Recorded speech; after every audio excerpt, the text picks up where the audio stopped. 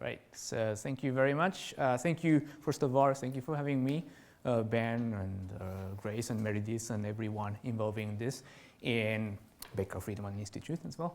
And thank you guys for coming. So this is our joint work with Takashi Kunimoto. He's in Hitotsubashi University in Japan now, but he will move to Singapore soon.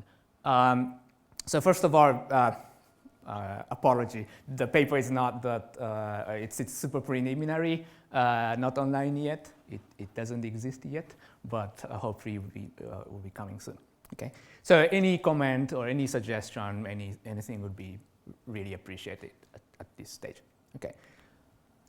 So comparative statics is one of the most important exercises in economics, right? So how, like in general, wealth affect consumption, cost affect production in current market, or how economic fundamental affects investment and so on, right? So the standard or traditional approach for this is to use some kind of implicit function theorem, right? So assuming some kind of concave and differentiable objective function, and you basically differentiate the first order condition, right? Of course, this you need many assumptions, this kind of concavity or differentiability of these sorts of assumptions, which are sometimes considered to be kind of strong or too demanding assumptions. So relatively more recently, people try to come up with new approach called monotone comparative statics, which do not require these concavity, differentiability kind of assumptions. Instead, they work on a bit more ordinal notions like single crossing or supermodularity and so on. In the context of game theory, or context of strategic interaction, this means that we basically look at a specific domain of games called supermodular games, which is basically a class of games which exhibits strategic complementarity. Right? Now, in the literature, well, even though this approach turns out to be very useful in many situations, in the literature still there is a kind of restrictive feature for certain dimension, namely the agent's beliefs and mutual or high-order beliefs. So the objective of this paper is to try to enlarge the applicability of this monotone comparative statics, which turns out to be very nice. So we want to generalize this applicability in that dimension. Okay? So that's the goal of this paper. All right. So to give some very brief idea for what is monotone comparative statics and which dimension this is restrictive. So let's imagine very simple investment game. Okay? So you invest, your partner invests, and this is your payoff. Okay? So if you invest, you get theta, okay, which is a parameter of this game. But not only that, if your partner also invests, you get some extra more. Okay? So theta, of course, could be negative or positive. So that's the strategic complementarity going on here. And in this context, several papers, for example, Milgrom and Roberts, show the following. So suppose that this parameter theta is common knowledge, and let's do comparative statics. So imagine that this theta increases. What happens? Well, the set of equilibrium investments increases, right? This is, of course, the coordination game. So oftentimes you have multiple equilibria. This is not avoidable. And therefore, they talk about the set of equilibrium increases as a set order way. All right. Of course, a natural question given this is what if theta is not observable, right? Because in many investment situations, theta is not perfectly observable.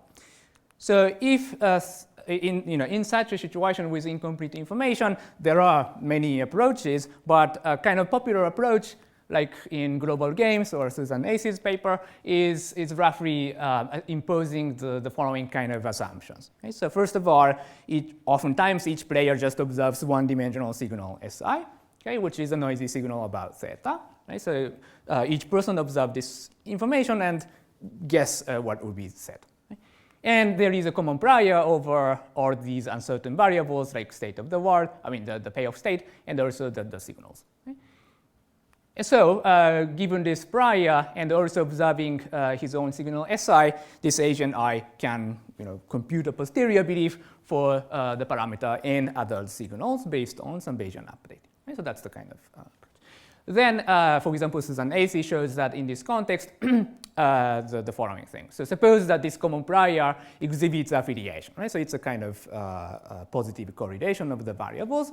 And then in this situation, if agent I observes higher signal, like Si increases, then the set of I's equilibrium investment again increases. Right? So it's again a kind of set ordered notion. All right. So it's nice, but at the same time, these assumptions are considered to be somewhat strong or restrictive, at least in certain contexts. Okay, so for example, one-dimensional signal structure basically means that we have to give up some kind of general dynamics or information acquisition situation, because in these situations, people observe the signals, let's say, over time, and this is a multi-dimensional information now.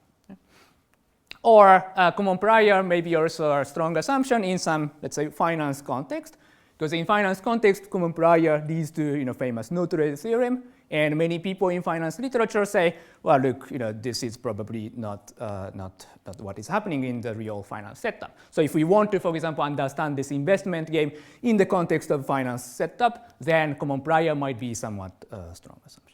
Or some empirical literatures try to find that there are systematically overconfident or over-optimistic people than others, and so forth. Yeah. So that's another thing. Okay, and finally, Bayesian updating is also sometimes considered to be a strong assumption. So especially if you imagine recent behavioral economics literature, sometimes people argue that the agents are not necessarily updating in a fully Bayesian way.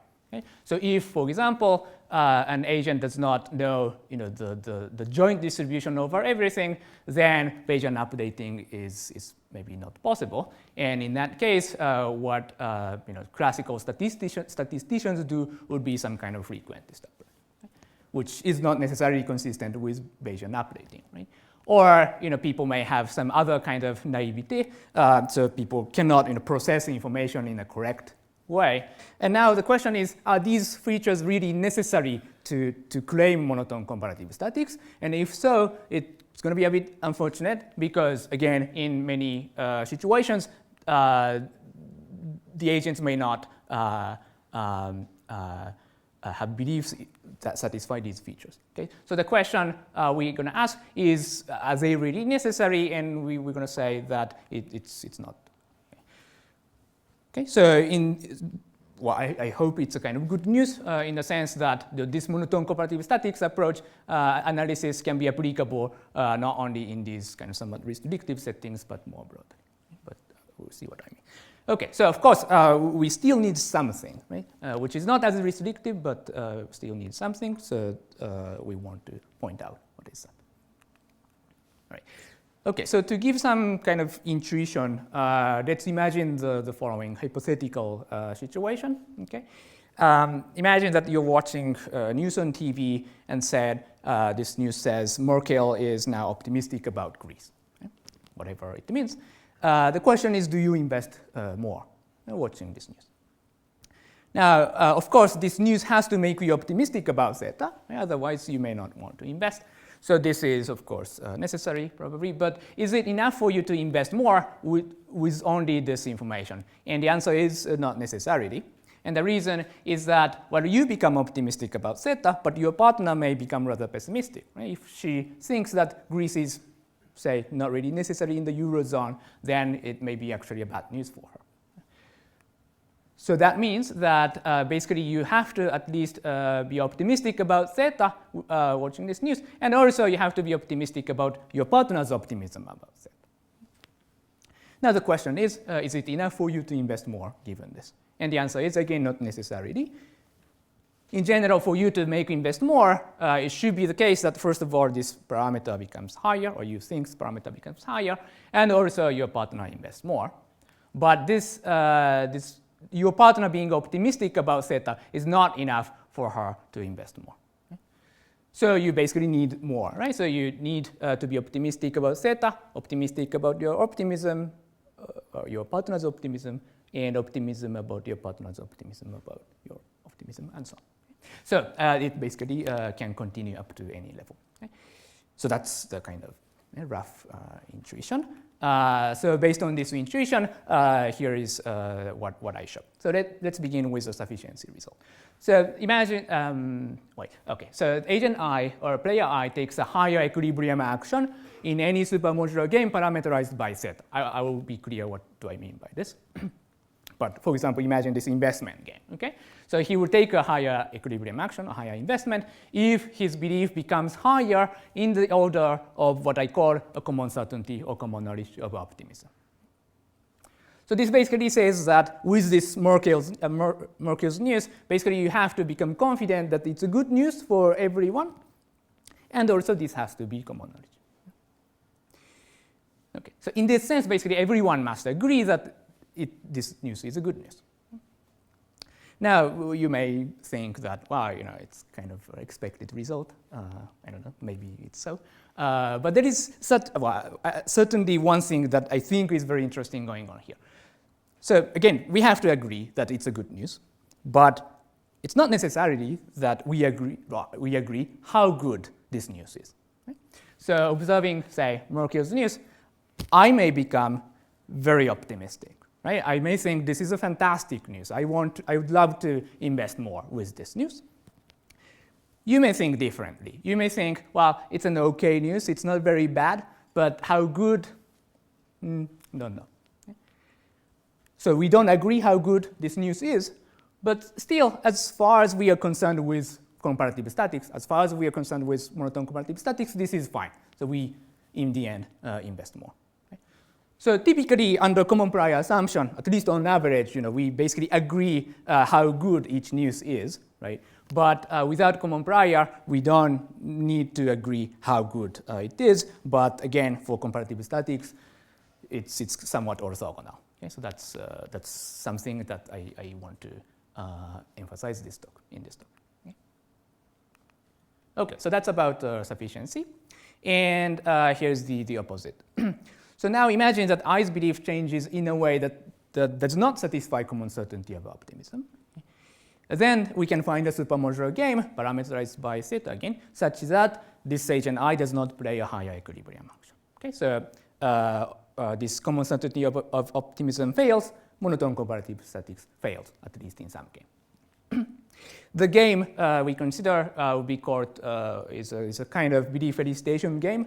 And if you like, it's a kind of high-order version of beauty contest game, as you will see. Okay, so that's for introduction. So in the following, I introduce the model, then talk about sufficiency and necessity result, and then finally, depending on how much time I have, I will talk about applications. Again, my apologies. So this is mostly under construction. In some sense, this should be the most kind of interesting part of the paper, but it's not ready yet. All right, so you missed the most interesting part. All right, so before introducing the model, the first order stochastic dominance notion will play an important role. So let me define that formally, and then in the general context, and then move on to the model. Okay. So imagine we have some space X. This is a complete and separable metric space, or called Polish space. With some partial order. Okay, so this X could be any set, but in the next slide, basically this will be our parameter space set. Okay? And if you don't like this Polish notion, let me just say that this includes many interesting spaces that can appear in applications. For example, any finite space or unit interval, Euclidean, or well-behaved functional space like separable Banach space, or Polish space. So let's imagine it's general like nice space. And given this set X, we say that a closed subset of this X, Y, is an upper event if this satisfies the following. Okay? So imagine I pick any point in this big set Y, so the point here, and I pick any point Z that is higher than Y in this order. Right? So imagine Z is here. Then Z is also in this Y. Okay? So this upper event is a set that is going upward. Right? So that's the idea. All right. So U of X denotes the set of all the upper events of X. And with this terminology in mind, I now define stochastic dominance. Okay? So imagine I have two distributions or two beliefs over X. Beta, first order, stochastically dominates beta prime, or just squiggle SD, if for any upper event Y, beta puts higher probability than beta prime. Okay? So in words, this means that belief beta is more optimistic than beta prime about the realization of X. Okay? So that's the notion of first order stochastic dominance. Okay? Good. All right, so that's a kind of preliminary. And then here's the model. So throughout this talk, I focus on two-player situation. Then theta is a pair of relevant state, like how profitable the investment would be. We assume theta is again this Polish guy, and it's endowed with Borel sigma algebra and also partial order and so on. Okay? Now this theta is uncertain, right? So no one can observe this theta. So to represent this uncertain situation, we use this general Harsanyi type space notion. Right? So this Ti is a set of agent I's types, like labelings, right? And then Bi is a belief mapping. So given his type Ti, Bi over Ti is a joint probability distribution over the state, payoff state, and the other person J's types. Okay? So that's his belief. All right, so I will define supermodular game in the next slide, but before that, let me play a bit around this belief thing, okay? So again, Bi over Ti is Ti, type Ti's belief about payoff state and J's type, right? So from this, we can compute this player I's entire belief hierarchy, okay, which is a vector of his first order belief, second order belief, and so on. So what is his first order belief? The first order belief is just purely a belief about theta. Okay? So again, this Bi over Ti is jointly about theta and Tj. So now if I only think about the marginal distribution over theta, right, which I denote by Hi1 of theta Ti, that is this Ti's first order belief. And similarly, of course, for J, this Tj includes some information about J's first order belief, right? So potentially you can think about a joint distribution over theta and J's first order belief, okay? And integrating out everything else. That's your second order belief. Okay? So the second order belief is a joint probability distribution over the payoff state and J's first order belief. And you can do the same thing, like third order, fourth order belief, and so on. So in general, kth order belief is a joint probability distribution over the payoff state, J's first order belief, J's second order belief, and so on up to J's k-1 order belief. Okay, so again, before moving on to this supermodular game, let me introduce our key concept, common certainty of optimism at this stage. Okay?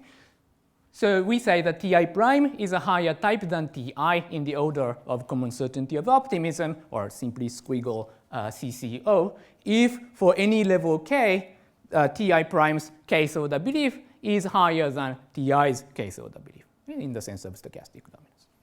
So what this means in words, well, setting k equals 1, this basically means that observing this news, you basically became optimistic about theta. Setting k equal 2, it says that you also become optimistic about the optimism of your partner. And setting k equal 3, you also become optimistic about the optimism of your partner, about your optimism, and so on. Okay? So if this is true for any level, then we say that Ti prime is higher than Ti in this CCO sense. Okay? Clear? All right, so that's it for this belief thing. And now let me talk about the game. So supermodular game has several components. So it's a static game. AI is I's action set, and UI is a payoff function, and theta, as we have discussed, it's a parameter. Okay? So AI, so this I said. So AI is also endowed with some partial order, and this is assumed to be a complete lattice. Okay? So what do I mean by complete lattice? Taking any subset of this AI, we can always find the smallest upper bound, like supremum, and the greatest lower bound, infimum, okay, in this AI. So if you, for example, if you imagine this unit interval, and if you take any subset, of course you can find the supremum and infimum of this set, right, in this unit interval. So in this, this AI is complete lattice in this sense. So if you don't like general sort of notation, then you just imagine this thing, okay? And the payoff satisfies some kind of strategic complementarity. So to give an idea, let's first imagine that simply this AI is a one-dimensional, like unit interval, let's say. So this supermodularity requires the following. So imagine that agent, Right. So agent I basically has higher incentive of playing higher action AI compared to a lower action AI prime when J plays higher action AJ and state the payoff state is high, compared to the situation where J plays lower action and the state is also lower.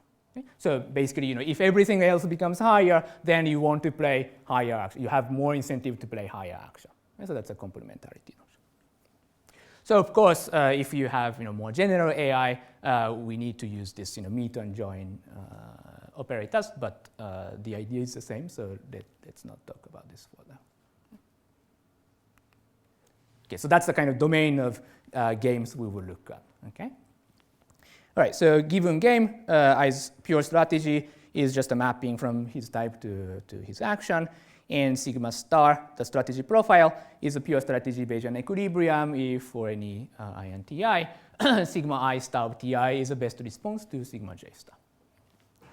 So of course, given that, given he has type Ti, he has a belief over theta and Tj, right? So to take the expectation, he uses his own belief. Okay. So at this point, of course, there are two standard caveats that apply. First, it may not exist. And given that our main goal is not the existence result, we basically assume throughout the paper it exists.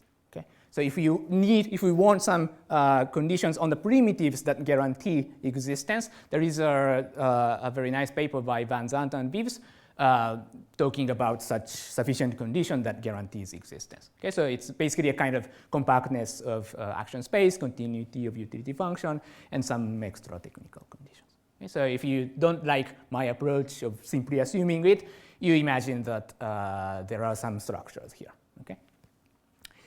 So that's the first caveat. And the second caveat is, of course, there could be multiple equilibria. And again, as long as we consider strategic complementarity, somewhat this is an unavoidable feature. Okay? So for this, we try to be agnostic, and we try to talk about the set of equilibria. Okay? So how it moves. Is that fine? All right, so that's the formal setup. And now this is a question more formally. So imagine that the news makes your type, or essentially your belief, changes from Ti to Ti prime now. And what are the conditions on this Ti and Ti prime, the relationship of these two, that makes you play higher equilibrium action? So that's our question. Phrasing differently, we are trying to see what is the kind of right notion of good news if we define this good news as a news that enhances higher action or that enhances higher investment. Okay, so what's the right notion of this? And phrasing even differently, we are trying to find a kind of partial ordering on types, right? So let's say if this condition is satisfied, let's say Ti prime is a higher type than Ti. Okay? This partial ordering is a kind of meaningful partial ordering in the behavioral sense or strategic sense, right? So if he has higher type, he plays higher action. Okay? So we are trying to get this kind of partial ordering. What's the set order on strategy profiles or action profiles? So it's a component-wise. So you have a partial ordering on the action space, which is kind of exogenously given. And then the strategy is type to action. So the order on strategy is component-wide sense. Does that answer to your question? Doesn't. There are sets of equilibria, right? So you're comparing one set of equilibria with another. So yes. How do you compare those? Oh, I see. I see. So okay. So here, so basically, okay, so at the end of the day, I will just look at some particular equilibria.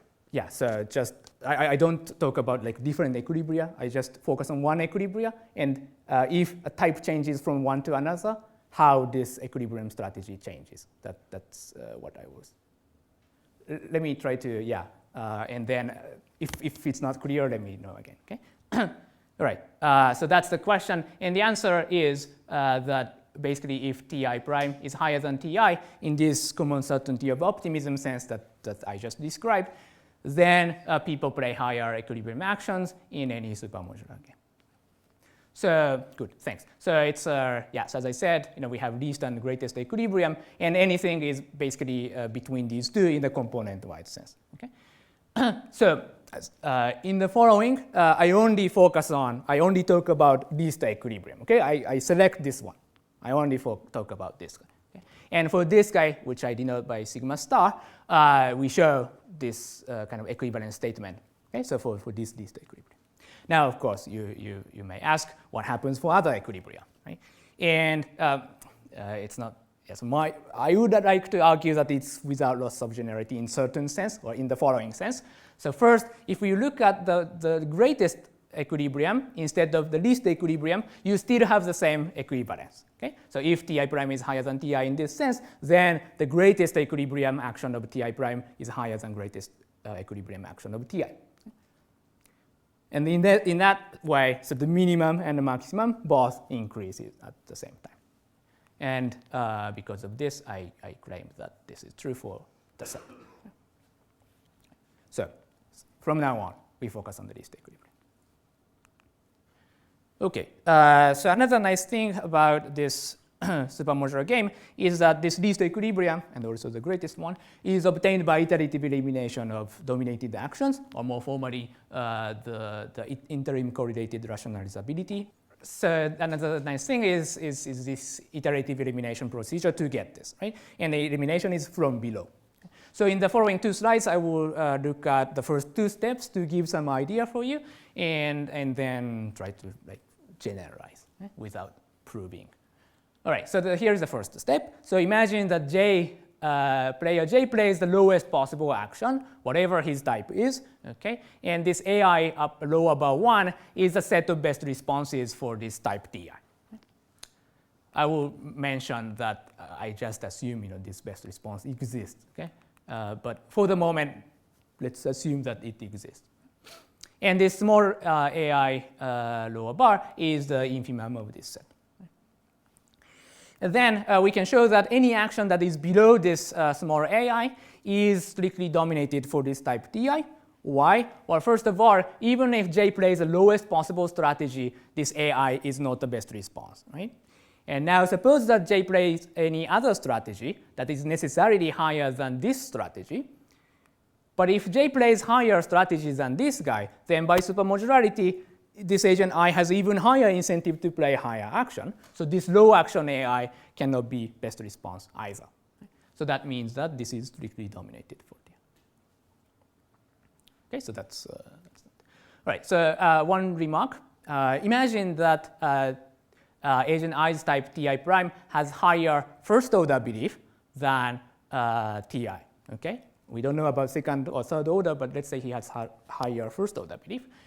In this case, with this information only, we can say that Ti prime has higher best response action than Ti. Why? Well, first notice that J's strategy is constant, right? It does not depend on Tj. So what matters for I's incentive is just a belief about theta. Right? So if his belief about theta becomes higher, then he wants to play higher action. Okay, so that's what we have for this first step. Now the same thing for the second step, but it's a bit complicated. So this second step, now J plays this action that survived in this first step elimination, right? So the lowest one that survived in this step. And then AI lower bar 2 is a set of best response action. Small a is the infimum of this set. Now again, based on the same logic, any action that is below this small a 2 is strictly dominated, or now iteratively strictly dominated for this guy. Now recall that we have just argued that if a person has higher first order belief, then he plays higher action in this first step, right?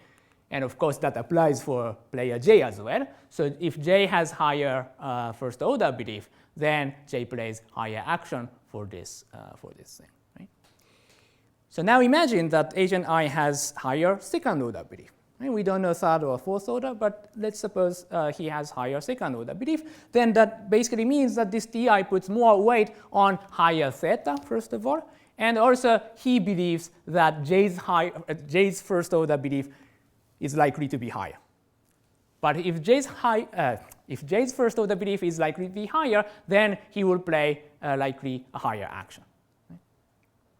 And therefore, if Ti prime has a higher second order belief, he basically predicts higher theta and also higher action of J. And by supermodularity, then Ti prime has a higher best response action. Okay? So we can go this step up to any level. So we do this and then define AI infinity basically as the limit of this process. Okay? And now, if Ti prime has a higher type than Ti in this common certainty of optimism sense, this means that for any level k, kth order belief of this Ti prime is higher than that of Ti, and therefore for each one of them, this AI lower bar 1 Ti prime is higher than this guy, AI lower bar T of Ti prime is higher than that guy, and so on. So in the limit also, you basically have a higher action. Okay, so as I said, there was some hand waving, right? So for example, we don't know whether this best response set exists or not. This assumption says it exists. Okay? And also in the limit, to avoid this transfinite induction argument, in the limit, I's action is the best response to the limit of J's action. That's also an assumption. And again, if you don't like this kind of endogenous assumptions, then you just come back to these Van-Zanten weaves and assume, say, compact space of actions, continuous utility function, and so on. Okay? So here I don't mention, but there are such things. Okay, then as you can imagine, the limit point of this iterative elimination is exactly our desired least equilibrium. Okay, and for this least equilibrium, we have this. So remember that if Ti prime is higher, he plays higher limit action, but the limit action is exactly the same as least equilibrium. So he plays the higher least equilibrium action. Okay? So that's the sufficiency result.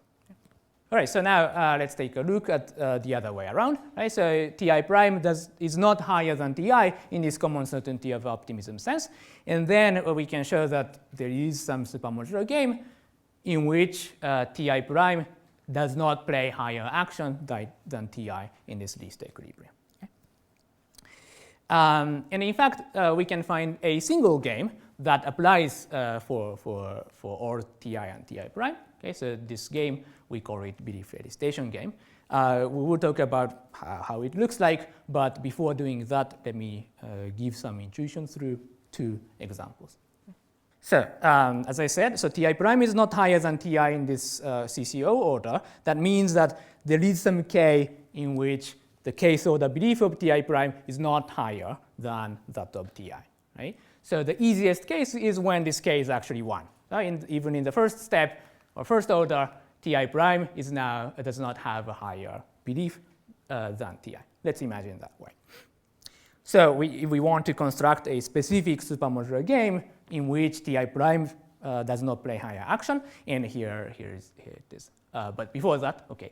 So before that, remember that Ti prime does not have first order does not have higher first order belief than Ti. That means that based on our definition at the beginning, there must exist some upper event y such that Ti actually assigns higher probability. Right? So that's that. Okay, so to give a concrete idea, let's say the first number turns out to be 0.7, second is 0.3, to be concrete. Right, and now we consider the following game. So it's not actually a game. It's so J does nothing, and so it's I's single person decision making. Okay, so what he does, he either buys or not a specific lottery that yields utility 1 if y occurs, okay? And otherwise, of course, it's 0. And the price of this lottery is 0.5. So the question is, he buys or not? If he does not buy, so he does not buy or he buys. If he does not buy, then utility is 0. If he buys, he gets 1 if y occurs, and in any case, he pays 0.5. Right? So this is utility. And what is the expected utility? Well, given his belief over theta, he can compute this expected utility, and it's basically the same, except that this now becomes a probability that y happens. Right? And coming back to these assumptions, type Ti would like to buy, but type Ti prime does not. So if you interpret this buy action as a higher action, then in this game, Ti prime does not buy while Ti buys. So we have the reverse of this order. Right? Okay, so that means that if we have a violation of CCO order in the first level, then we have violation of monotone comparative statics. Okay, so far what I have done is given whatever y where the violation occurs, and given this, we constructed a specific supermodular game. But we can reverse this thing, and we can actually find a single supermodular game that works for any y where violation occurs. And this would be useful when we talk about the second order violation. So let's first take a quick look for this. Okay. All right, so this is a single game that works for any y where violation occurs. Okay, so instead of just buying a lottery or not, here agent I reports a non-decreasing function. Okay, for each upper event y, he assigns ai of y, which is a number between 0 and 1. And the interpretation is that this ai of y is a kind of maximum price I would pay for this lottery that yields 1 if y occurs. Okay? So previously, we started with some specific y, but here this is for each y. Okay? So in that sense, basically this agent I bets on all y's at the same time. And the payoff, again, it's a static game, so I can just jump into this payoff, but there is a kind of easier interpretation. So let me talk about this easier interpretation first. So imagine that there is some kind of third party, like nature or designer or outsider or whoever, okay? And this guy randomly chooses, so once he bets on all the y's, then this outsider chooses one specific upper event following some full support distribution. Okay? And also he chooses a price based on the uniform distribution between 0 and 1. And so this is I's payoff. So remember that first, so this nature or designer guy chooses whatever specific y, and then he chooses a price as well. Then there are two possibilities. One, this chosen price is lower than ai of y, which is the maximum price I would like to pay. In that case, we interpret that this agent I buys this lottery. Okay, so if he buys this lottery, which occurs when p is less than this, he will get 1 if y occurs, in fact, and the price is the one that is chosen randomly. The second possibility is that this price p is higher than this ai of y. In that case, we interpret that this agent I does not buy this lottery. In that case, it's just utility 0. So that's this expression. And the second integral you can compute explicitly, so you get this. And again, you take the expected value, and that's your expected payoff. Right? So it's basically the same thing, but except that here you now have the probability. Now, what is the optimal ai of y for this agent I? Well, taking the first order condition, right? ai of y turns out to be the same as hi1, which is the first order belief he puts on this event y. Right? So in that way, in this single person decision game, true stating is optimal. Right? We can further show that true stating can be uniquely optimal by modifying the game a little bit, but let's not talk about that here. Right. So G1 denotes a set of all such increasing functions. AI. Okay. So that's that's when violation occurs in the first order. And now let's see what happens in the situation where the violation occurs in the second order. Okay, so the first order, fine, but second order, we don't have a nice order. So it's basically the same, right? So now you have an upper event y that is jointly about the payoff state and also J's first order belief, such that this Ti guy assigns high probability for that, higher probability. So again, let's say this is 0.7, this is 0.3, and we consider the following beauty contest type of game. Okay? So now it's a game, so J does something. What J does is to report this AJ, like he's essentially his first order belief, right? The payoff is exactly as in the last slide, so J has true stating as the dominant strategy. Okay? for I, what happens? So I buys or not a specific lottery that yields 1 if y occurs, and otherwise it's 0, and the price is 0.5. Okay, so it's exactly the same. And that's his payoff, and Ti, because he assigns 0.7 for this event, he will buy this lottery, Ti prime does not. Okay, so again, we have the violation of the monotone comparative statics. Okay. So here, it's basically the same, but the slight difference is that this agent I bets jointly on theta and J's first order belief, and as long as J is true stating, I also would like to buy in this way. Okay. All right, so now I think you can just guess what happens. So we do this for all the levels, right? So this G1, the set of all non-decreasing functions, which is essentially the report of his first order belief.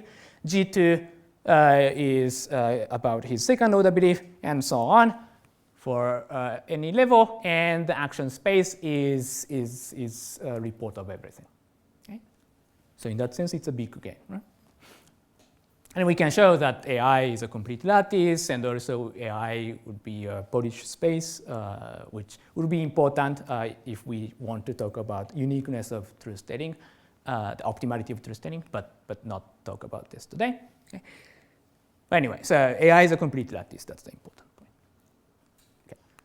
Right, so that's the action space, and the payoff function looks like a bit more complicated, but it's the same thing as before essentially. Right, so I don't talk about this, but I will give some idea. So in this game, essentially, what happens is this AI1 is a report of this your first order belief, right, and that's basically the betting on the realization of theta, and J does the same thing.